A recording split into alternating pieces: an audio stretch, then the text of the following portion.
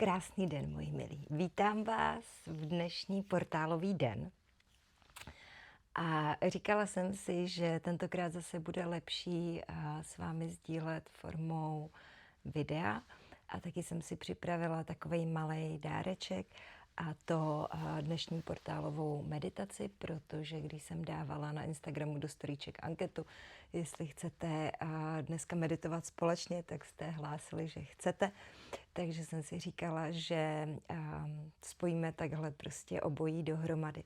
Takže tahle část bude povídací a druhá část, která vám dorazí v newsletteru, bude samotná meditace, abyste se k ní zase mohli vracet. Nebo nerušeně vracet. Tak.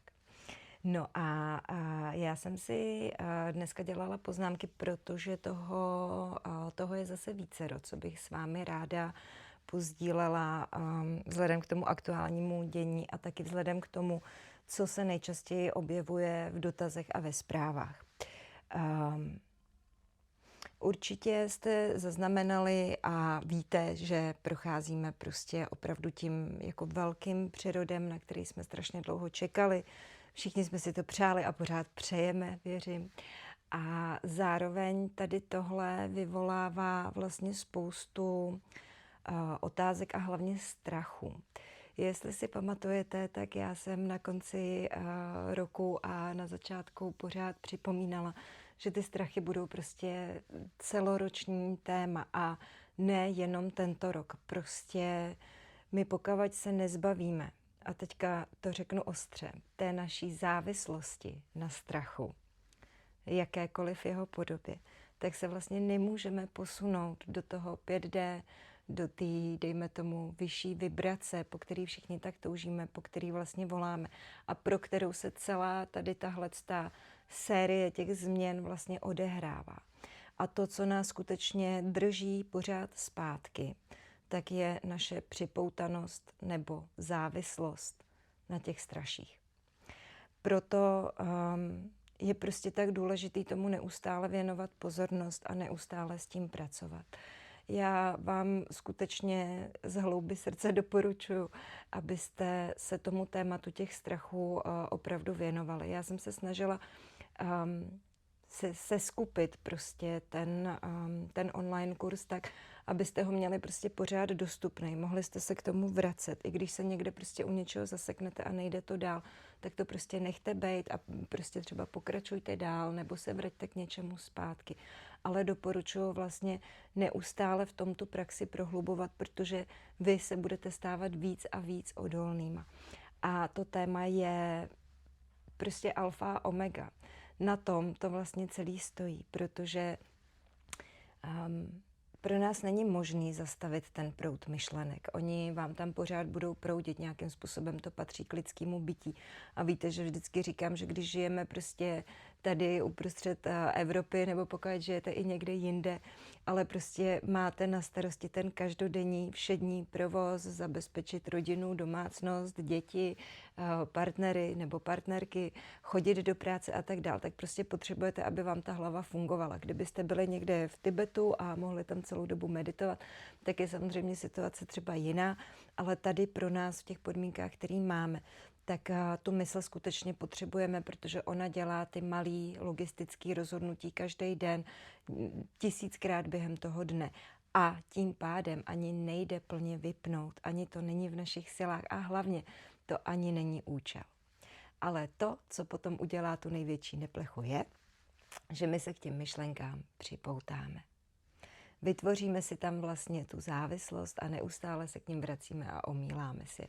Samozřejmě nejčastěji to jsou myšlenky z minulosti, na minulost a potom na budoucnost. Prostě to, co se nám stalo, ovlivňuje to, co si pro sebe tvoříme v té budoucnosti. No a čím víc my vlastně jsme k tomu připoutaní, tím víc se vlastně dostáváme do toho krysího kolečka, do té spirály, ze který se nám nedaří potom dostat.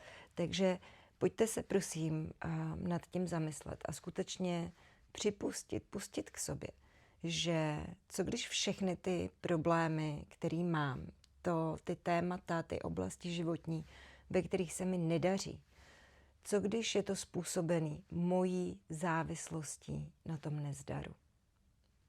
Co když nějaká moje část prostě potřebuje ten nezdar, protože to neumí jinak?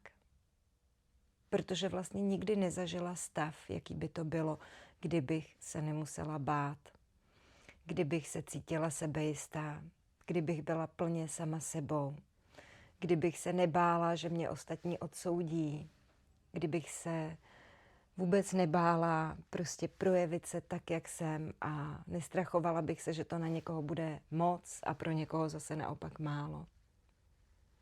Protože ten okamžik, když si to fakt jako plně necháte dosednout a uvědomíte si to, tak skutečně zjistíte, že to jediné, co vás vždycky drželo a drží zpátky, je pouze ta připoutanost, kterou máte k tomu obrazu sebe sama, který jste si vytvořili na základě nějakých svých prožitků, zkušeností, traumat, který jste prostě nezvládli zpracovat. Nic jiného to není. A proto může být taky tak snadný tady tuhletu verzi sebe sama opustit, prostě se jí vzdát, prostě jí překročit a začít žít ten život prostě skutečně ze sebe, podle sebe a z té nejodvážnější verze sebe sama. Takže já bych chtěla, abychom si uvědomili, že ten dnešní sedmičkový portál 7.7. je dalším dílečkem, milníčkem na té cestě, kam všichni míříme, co chceme vlastně všichni podporovat, protože každý z nás si přeje, aby mohl být plně sám sebou, aby byl v té svojí síle, rovná se. Na to taky často dostávám dotaz, co to teda vlastně znamená být ve své síle. Tak já pod tím vnímám tu odvahu a tu autenticitu, prostě skutečně být sám sebou a podle toho jednat a nenechat se ovlivňovat svýma strachama nebo nějakou svojí minulou verzí svýho já. Takže být skutečně sami v sobě, protože to, co jsme vždycky hledali, toho, u koho jsme očekávali, že nás spasí, že se tady stane něco, to všechno jsme jenom my sami a my to máme v sobě.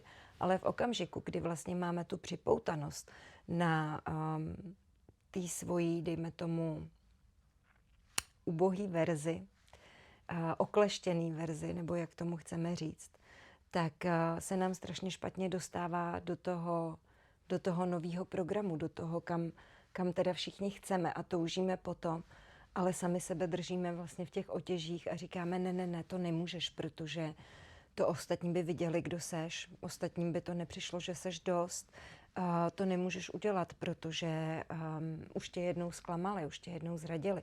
Jenže my jsme tady v jedné velké škole a ta škola se zakládá na tom, že budeme padat na tu pusu a pak se zase zvedat.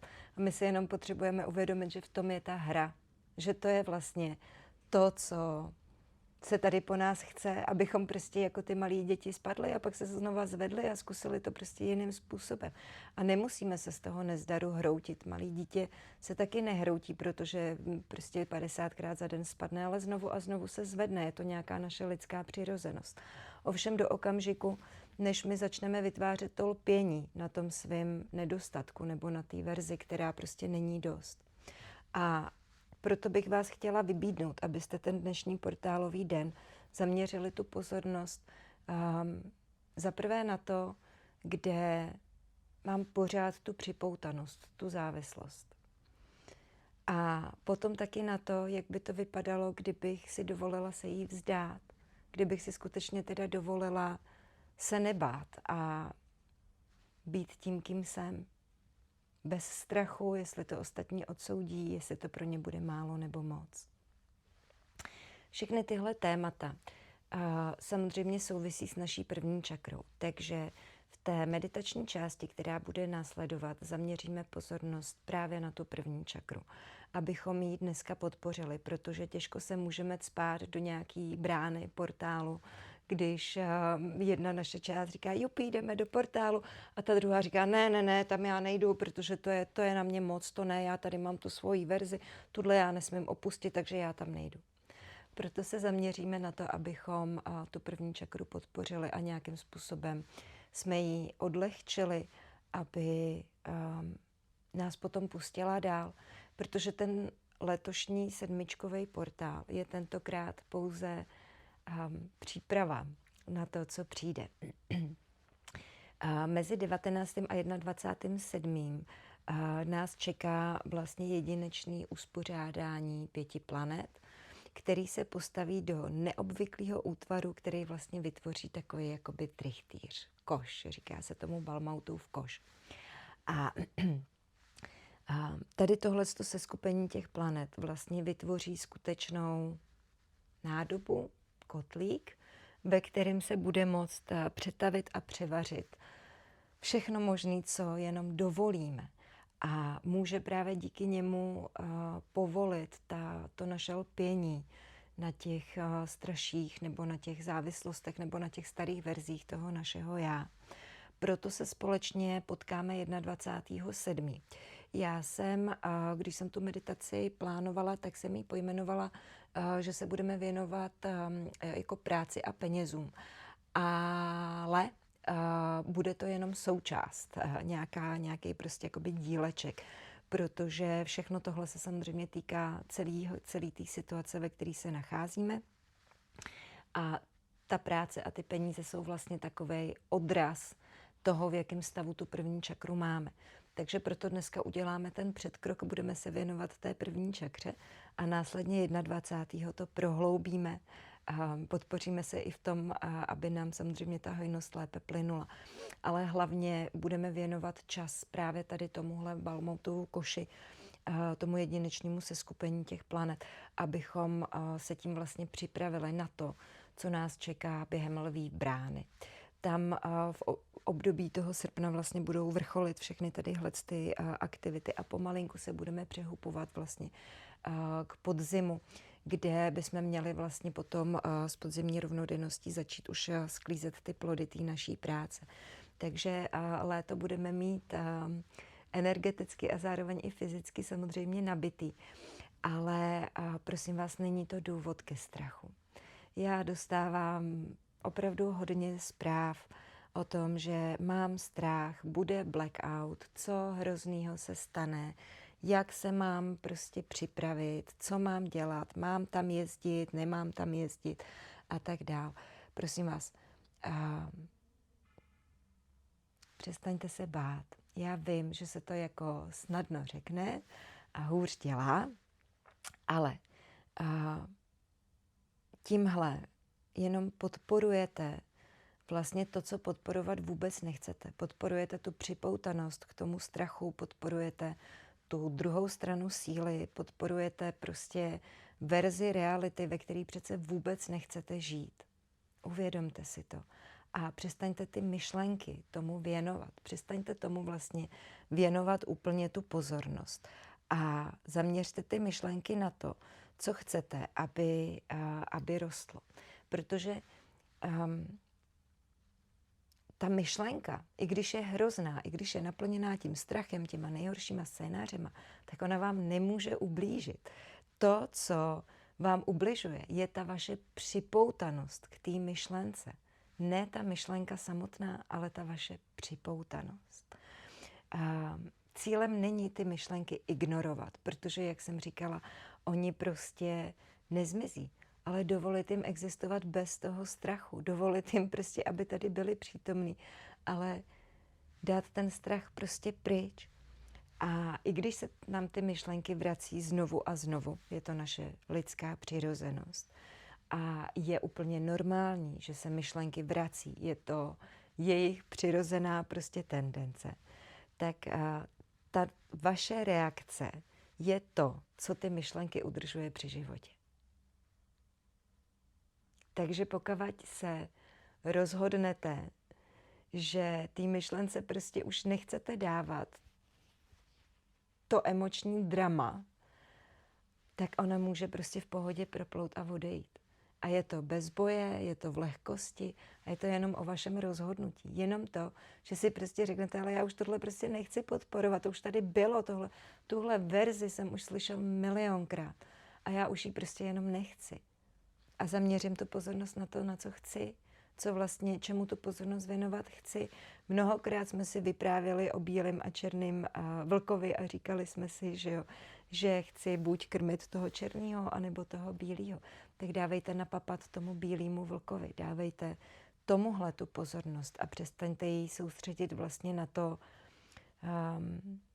na to, co nechceme, aby jsme v sobě udržovali a vyvolávali.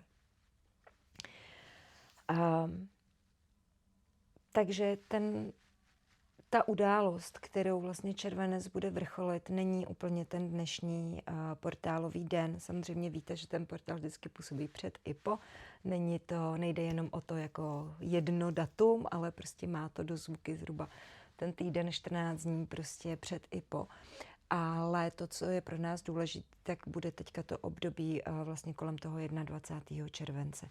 Tam se teďka bude soustředit vlastně nejvíc té práce a zase to, co uděláme dneska, budeme 21. úročit a následně prostě celý ten zase proces, kterým projdeme během toho července, bude vrcholit nebo nějakým způsobem se dozbírávat v oblasti té lví brány.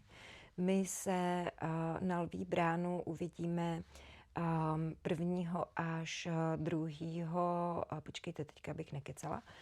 1. až 2. srpna se uvidíme osobně. Můj muž, když jsem mu říkala, co všechno máme v plánu, tak říkal, to bude takový pražský retreat, viď? Já jsem říkala, bude to takový pražský retreat, takže zbývá tam pár míst, takže koho by to volalo, tak se uvidíme na lví bránu 1., 2., 8. A strávíme spolu oba 2 dny až do večera, včetně obou 2 večerů. S tím, že pokud nám bude počasí přát, tak se vypravíme do přírody. Kromě toho, že budeme hodně meditovat, ladit se na sebe, trávit ten čas společně, aby tam byl opravdu ten prožitek přes to tělo. Vezmu sebou mísy křišťálový, takže budeme hrát a pokud bude, jak jsem říkala, příznivý počasí, vypravíme se do přírody. A když bude teplo, pojedeme se koupat a dáme si část těch aktivit u vody, dáme si část aktivit v lese a uděláme si takový opravdu jako silnej dvojden, protože vždycky, když pracujeme v té skupině, tak ta práce jde do mnohem větší hloubky. Kdo se nebude chtít nebo moct zúčastnit osobně, tak samozřejmě 8.8. uděláme další krok, ale tentokrát to bude online a nevím, jestli živým přenosem anebo meditace bude předtočená, to uvidím podle toho, kde se budu v tu dobu nacházet, jestli bude dostatečně dobré připojení anebo nikoliv. Takže já se na to obrovsky těším, protože je to prostě tak jedinečná příležitost, která nás zve jako dál, že by byla opravdu škoda to nevyužít. Zároveň jsem ještě chtěla pohovořit o takových jako 2, 3, 4 témátkách, které s tím nepřímo jakoby souvisí. My víme, že se tady teďka spíš, dejme tomu, z toho hmotného směru nacházíme v nějakém jako náročnějším období. Máme velmi blízko tu válku. Od druhé světové války vlastně žádná z nich neměla takovouhle intenzitu jako to, čím si procházíme teďka. To samozřejmě vyvolává útoky na tu první čakru, která je spojená s těma tématama prostě bezpečí, klidu, uzemnění. Já bych teďka chtěla trošičku jakoby pohovořit k té první čakře, abyste si to zase dali do toho širšího rámce a souvislostí, protože prostě to, co prožíváme uvnitř, odrážíme potom navenek. Tím tvoříme tu realitu. Takže my, když se dokážeme srovnat uvnitř, můžeme začít tvořit tu realitu lepší a příznivější pro nás všechny, protože všichni toužíme po tom míru, po klidu, po hojnosti, po lásce, po hezkých naplněných vztazích, po nějaký vnitřní rovnováze a tak dál. A čím víc se nás bude spojovat pro tyhle společné myšlenky, tím samozřejmě ty reality v té hmotě dosáhneme mnohem z nás. A to prosím pěkně neznamená, že jsme tady nějaký sluníčkáři a říkáme si jasně, žádný problémy neexistují, válka je daleko, tohle mě nezajímá. Ne, my prostě potřebujeme tu hmotu produchovnit, prostě ji prožít, prostě si s tím jakoby popracovat. A mnoho z nás samozřejmě někdy v nějakých svých, dejme tomu, minulých životech nebo inkarnacích prošlo nějakýma zkušenostmi, které jsou s tou válkou spojený. A nejenom s válkou. Samozřejmě jakákoliv věc, která je pro nás náročná, ať je to válka, nějaká nemoc, chudoba, rozpadání vztahu, nějaká prostě jiná tíseň, tak my tohle všechno máme ukrytý v té naší buněčné paměti. A tohle nás potom ovlivňuje, protože samozřejmě tím prošli i naši předci, máme to zakódované nějakým způsobem v té rodové linii. A tohle všechno na nás dolíhá. A vlastně na základě různých podnětů zvenku, ať už nám ten podnět poskytne druhý člověk, anebo situace, která se děje v ně, tak samozřejmě aktivuje to, co tam je uložené v té buněčné paměti. Nikoliv proto, aby nás to prostě oslabilo, potrestalo, stáhlo, ale aby nám to dodalo prostě ten nadhled a řeklo, hele, tady, koukej, podívej, s tímhle si popracuj, můžeš to propustit. A to je vlastně celý. A v tom procesu my uděláme to, že ono se nám to takhle ukáže, nebo nám to ten druhý člověk odzrcadlí. No a my k tomu se přilepíme a řekneme, to je hrozný, tohle já nezvládnu. Ano, někdy jsem to prožila, nebo to prožili moji předci. Je to ve mně uložený. A hrozný to samozřejmě jako je, to nikdo nepopírá. Ale já si můžu zvolit, jak s tím budu dál pracovat. Jestli se pořád budu bát, zůstanu připoutaná v tom strachu. Co kdyby ta chudoba přišla? Co kdyby prostě mě ten partner podvedl? Co kdyby se stal ten katastrofický scénář číslo XXX? No a tímhle my vlastně podporujeme tu verzi té reality, kterou nechceme. Takže znovu opakuju, jako klíčem je cíleně pracovat s těma strachama, protože když jim porozumíte, nejsou pro vás tak děsiví a nebudou vám způsobovat tolik těch slepých uliček. A těma slepýma uličkama jsou potom i ty projevy, se kterými je to spojený, jako jsou prostě úzkosti, panické ataky, reakce toho těla, stresové reakce, i stres samotný. Všechno to stojí na stejném principu vlastně těch strachů. A skutečně já rozhodně neříkám, že je to jednoduchý, protože není, ale my se to vlastně učíme v té každodennosti. Tu práci s tím každodenním stresem, tu práci s tou větší zátěží v podobě toho nějakého většího strachu. A ten klíč je dělat ty krůčky každý den. Pomalinku, každý den zlepšit, posunout se v té reakci tak, aby mě v tom bylo dobře. A to zase není spojený s tím, že každý den budu opakovat to samé, ale prostě ta důvěra v to, že co ten den přinese, tak já prostě zvládnu. A zvládnu to líp, než jsem to zvládla včera. A tahle důvěra v sebe nám potom pomáhá mít tu důvěru i v ten život samotný. V ten vesmír, Boha, jak tomu kdo chce prostě říkat. Ale v to uvolnění se do toho proudu toho života. A tehdy my ten život začínáme prožívat opravdu s lehkostí. A to neznamená, že nám zmizí těžký a náročný zkoušky. Tohle si lidi taky často myslí, no tak já tady budu pracovat na sobě sama, tady si popracuju s těma strachama a pak už budu mít jenom růžový život a nebudu nic řešit. To je taky lež. Takhle to nefunguje. To, co to přinese, není růžový život, ale vědomí toho, že ať se stane cokoliv, tak já tou situací projdu a zvládnu ji nejlíp, jak můžu. A můžu ji klidně projít třeba hůř, protože když na to koukám zpětně, co jsem třeba, jak jsem se rozhodla před 5 lety, tak vím, že bych to dneska udělala líp. Jenže já bych to dneska neudělala líp, kdybych před 5 lety neudělala ten chybný krok. A tohle je důležitý. Tohle je celý ten proces toho života a toho neustálého učení se. Slyšeli jste to milionkrát. Ale nechte ty slova na sebe dneska dopadnout v té hloubce, nebo možná, že naopak třeba v té lehkosti toho, že se tady nekoná žádný hrozný jako drama. Je to vlastně, je to lehký a může to být opravdu hodně jednoduchý, pokud si dovolíme nelpět na tom strachu a na těch našich připoutanostech, na té závislosti na něm.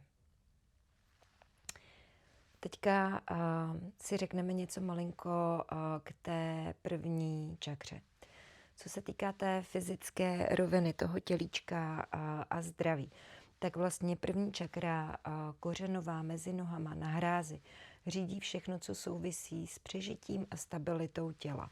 Nohy, chodidla, kosti, klouby, pánev, spodní bederní páteř, kostrč, tlustý střevo, imunitní systém, nadledvinky, jejich stresové hormony, kortizol a adrenalin samozřejmě.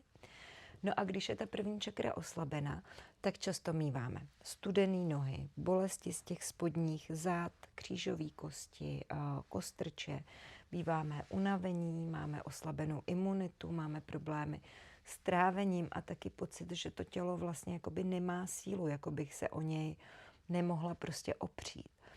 A bývá to jako trvalý pocit. Co se týká té psychické roviny, tak první čakra otvírá ty témata bezpečí a stability. Je to prostě centrum jistoty, vnitřní stability, té schopnosti zvládat ten život, důvěřovat mu, že všechno, co se děje, se prostě skutečně děje pro mě. Pevné hranice, odolnost, vztah taky k těm materiálním věcem, schopnost postarat se o sebe na všech úrovních, jak na té fyzické, tak na té finanční, tak na té emoční. Když je slabá první čakra, máme strach z budoucnosti nebo vytváříme tu připoutanost na té minulosti. Máme v životě chaos, jsme nerozhodní, máme prostě problém se rozhodovat, trpíme často těma rozhodovacíma paralýzama, trvá nám to prostě dlouho. Přehnaně řešíme peníze nebo je naopak úplně ignorujeme a nevěnujeme jim pozornost. A máme často taky pocit, že nemáme tu pevnou půdu pod nohama a nemůžeme se spolehnout jako na sebe sama. Co se týká emocionální roviny, tak tam hrajeme prostě hru strach versus důvěra. Největší téma, řekla bych, všech lidských bytostí je prostě strach versus důvěra. Jestli ta první čakra určuje, jestli se vlastně cítíme v bezpečí, jestli tomu životu skutečně důvěřujeme, umíme se ukotvit v tom přítomném okamžiku a neutíkáme pořád k těm myšlenkám na minulost a na budoucnost. A zase, když je rozhozená, jak jsem říkala, máme úzkosti, máme tu paniku, vnitřní neklid, hledáme potom způsoby, jak od toho utéct, tím vlastně si pěstujeme závislosti a prožíváme nějaký pocit neustálého ohrožení, i když k tomu bychom mohli říct, že na jednu stranu opravdu nemáme důvod. Co se týká té materiální roviny, peníze, práce, nějaká stabilita, tak první čakra ovlivňuje náš stabilní příjem, vztah k majetku, schopnost vydělávat, pocity hojnosti, ty praktické kroky, které v životě děláme. A když je slabá, tak stagnujeme, máme strach ze změn, máme pocit nedostatku, máme problém říct si o peníze, ale třeba taky i o pomoc. A jsme vlastně nestabilní v práci, financích, ale i v tom vztahu k sobě sama. Co se týká energetické roviny, tak první čakra vlastně ukazuje tu naši životní sílu, tu prostě naší baterku. Takže naše vitalita, fyzická síla, odvaha něco začít, nebo v tom naopak vytrvat a dotáhnout to do konce. Takový ten tah na bránu. Když je silná, tak my fakt v sobě sama stojíme vlastně pevně, máme energii, víme, co chceme a cítíme se v tom ukotvení. Takže vidíte, že vlastně ta první čakra ovlivňuje skutečně ten náš život prostě v té absolutní komplexnosti a tím naším cílem tady není být v duchovním světě tamhle někde na obláčku, ale stát pevně nohama na zemi, protože ta duše sama o sobě, i když žije v tom hmotném těle, tak nějaká její procentuální část zůstává v tom duchovním světě. Sem odchází jenom zase nějaký, dejme tomu, poměr, který si ta duše zvolí, naplánuje pro tento život. Ale nějaká část je neustále vlastně v tom duchovním světě, dělá nám takovou spojku, takový prostě jakoby zázemí. A ta duše sama o sobě nepotřebuje být víc duchovní. To, co potřebuje být duchovní, je ta hmota. Tohle je to, co my chceme vlastně. Já tomu říkám produchovnit, protknout to, tou duchovností. Takže cílem není trávit náš život v meditaci a utíkat od toho života samotného, ale prožívat ten život tak, jako on sám by tou meditací byl. A toho můžeme dosáhnout až v okamžiku, kdy povolíme tu naši závislost na těch straších, kdy povolíme tu závislost na těch programech a sebereme prostě v sobě kus té odvahy a řekneme si, hele, já už na to prostě seru, tohle už tady bylo tolikrát, že já už se prostě odmítám bát. A přála bych si, aby tohle rozhodnutí toho, že se odmítnu bát, bylo to, co vás bude tímhle portálem provázet, protože na tom potom vlastně budeme stavět tu další práci, která bude následovat. Po té Lví bráně, tam se potom otvírají vlastně portály Sýrie. Teďka během června a července jsou, nebo byly hodně na pořadu Plejády a během srpna se hodně to přesune k energiím Sýrie.